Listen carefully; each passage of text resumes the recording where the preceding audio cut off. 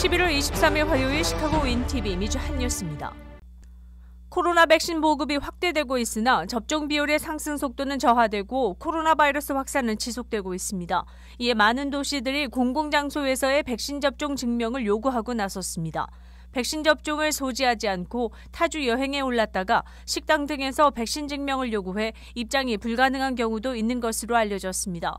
샌프란시스코는 7월부터 백신 접종 증명서나 72시간 내 코로나 음성 판정을 증명해야 공공장소 출입이 가능했으나 8월부터는 백신 접종 증명서가 있어야 출입이 가능하게 변경됐습니다.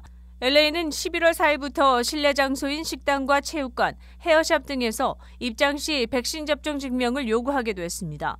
뉴욕시도 식당에서 백신 접종 증명을 요구하고 있기 때문에 이와 같은 타주 대도시 방문객들은 미리 백신 증명서를 챙겨야 낭패를 막을 수 있습니다.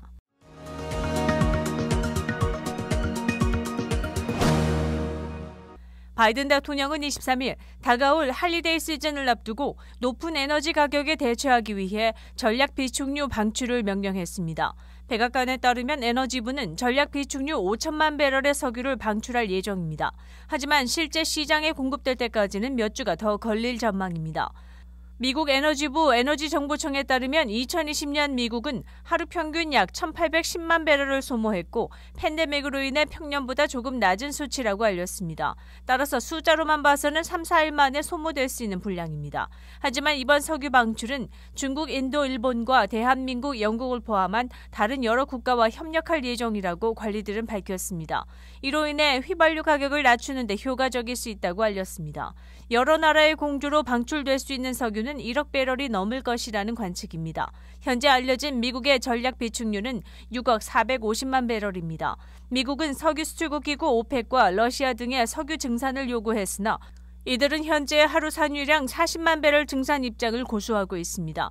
AAA에 따르면 23일 현재 전국 평균 휘발유 가격은 $3 40센트입니다.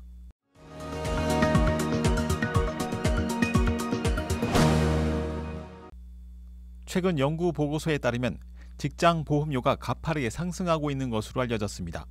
카이저 가족재단의 보고서에 따르면 지난 10년 동안 고용주가 가입한 직원과 가족의 보험료가 47% 상승한 것으로 알려졌습니다.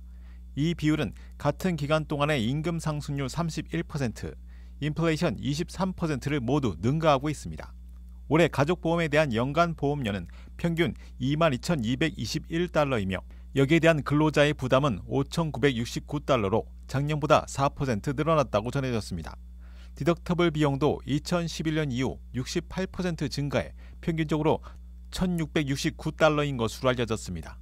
카이저 재단에 따르면 약 1억 5,500만 명이 고용주가 가입한 보험에 의존하고 있으며 전체 직장 근로자의 직장 보험 가입 비율은 59%라고 알려졌습니다.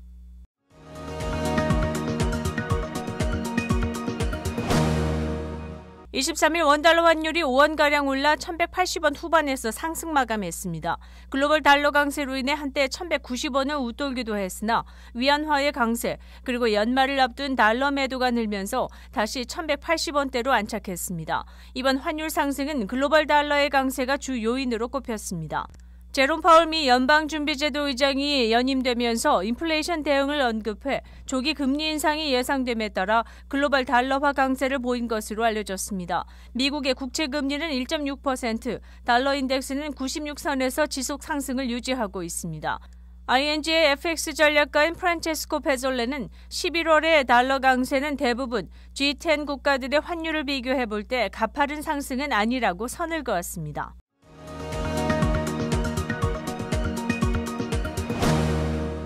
시카고시가 인기 이벤트 중 하나인 연말 분위기의 장식 열차 운행 계획을 발표했습니다. CTA와 할리데이 트레인은 11월 26일부터 운영되며 11월 30일부터는 일반 버스에도 확장됩니다. 하지만 탑승자들은 마스크와 사회적 거리 두기가 권장되며 인원 제한으로 일부 혼잡한 정류장에서 탑승이 불가능할 수 있다고 알려졌습니다. 기차와 버스는 각종 조명과 장식, LED 패널로 꾸며질 예정이라고 CTA 측은 밝혔습니다. 12월 5일과 12일에는 산타와 엘프가 시카고 다운타운 루프를 도는 전철을 탑승할 것이라고 알려졌습니다.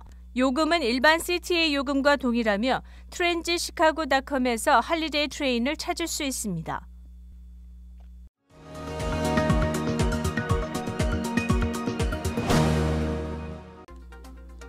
11월 23일 화요일 코로나19 현황입니다. 미 전 지역 신규 확진 74,156명, 신규 사망 547명, 백신 완전 접종률은 59.2%입니다. 일리노이주 신규 확진 4,589명, 신규 사망자 수는 17명이며 백신 완전 접종률은 61.6%를 나타냈습니다. 다음은 어제 기준 각 주의 신규 확진자와 신규 사망자 수입니다. 코로나19 관련 자세한 내용은 시카고토털닷컴을 통해 다시 볼 수 있습니다. 윈TV 채널 24.5와 MCTV 채널 24.6 방송은 안테나를 이용한 공중파 방송을 통해 시청할 수 있습니다. 코로나19 비상시국 뉴스24에서는 여러분의 제보를 기다립니다. 제보 전화 847-290-8282번입니다.